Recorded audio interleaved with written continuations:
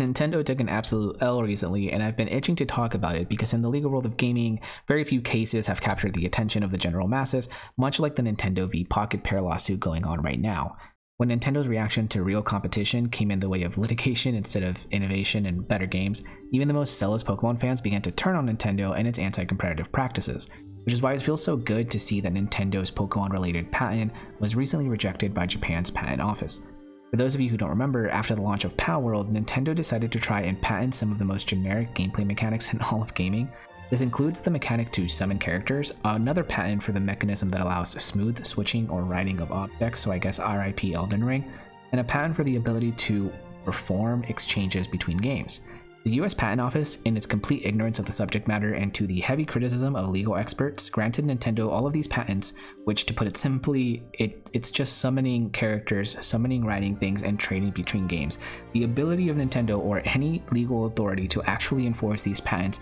is still unknown, especially given the prevalence of these mechanics in so many other games, including those which predate Pokemon. But back to the patent they tried to acquire in Japan, this one was related to the ability to capture things. That's right, capturing things is apparently something that Pokemon came up with, except here's a list of games that all included these mechanics before Pokemon ever existed. So to start, Digimon Devil Story, Megami Tensei 1987, Wizardry 4, The Return of Wardna 1987, A Boy and His Blob 1989, Dragon Quest V 1992, and Robo Trek 1994. Thankfully, the Japanese Patent Office seems to actually know what they're doing, and they cited that Nintendo's application lacked originality and mentioned some of the games like the ones I listed. Additionally, trying to patent a mechanic that is so broad does not meet the legal requirement of being sufficiently novel or non-obvious, which is why the US case has created such an uproar, as they were being awarded patents for things, as mentioned before, they didn't even themselves create. It's unclear what the future holds for the legal proceedings between Palworld and Pokemon, but this loss helps to weaken Nintendo's case, and I want to express with my entire chest that gamers need Nintendo to lose this one. Companies should not be allowed to sue competitors for improving upon a genre, especially while simultaneously trying to retroactively apply for patents related to mechanics they did not themselves invent. A win for Nintendo in that case would represent a worrying legal precedent. With that said, I do think that the can of worms that Nintendo has opened is actually going to create stiffer competition for them in the future. I have never seen so many viable Pokemon competitors both in existence and on the horizon, all of which are trying to innovate upon the genre as they play around the rules that Nintendo seems to be wanting to put in place.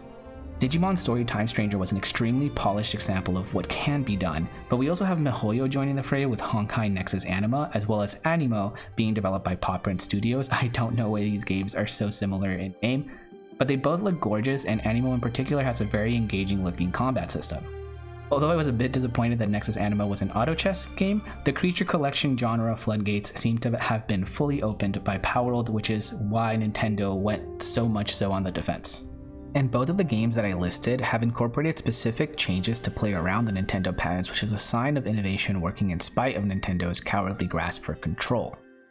Overall, I think the future is bright for the genre, and I just wanted to talk a bit about some good news, and as always, add my voice to the chorus of gamers trying to speak out against these bad faith actions by greedy and uninnovative corporations. Thank you for watching till the end if you did, and I just wanted to say that I was really surprised about how well the Escape from Duck-Off video did in relation to the size of my channel. All of the comments keep giving me ideas for new videos, and I'm working on a few more related to MMORPGs in particular, which on that note, if there's anything that you'd like me to explore, please let me know, and I'd be happy to deep dive in another video. But with that said, I'll see y'all next time.